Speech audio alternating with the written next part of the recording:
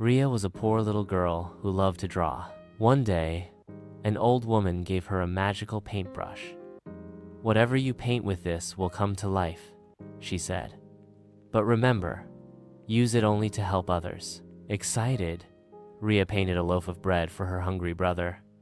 To her amazement, it became real. Soon, she was painting toys for children, clothes for the needy, and even repairing broken houses in her village. But the greedy king heard about the magic paintbrush and demanded Ria paint him a mountain of gold.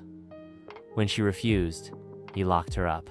Thinking fast, Ria painted a key to escape, then a river to stop the king's soldiers. Finally, she painted a feast so delicious that the king forgot about the gold and started sharing with everyone.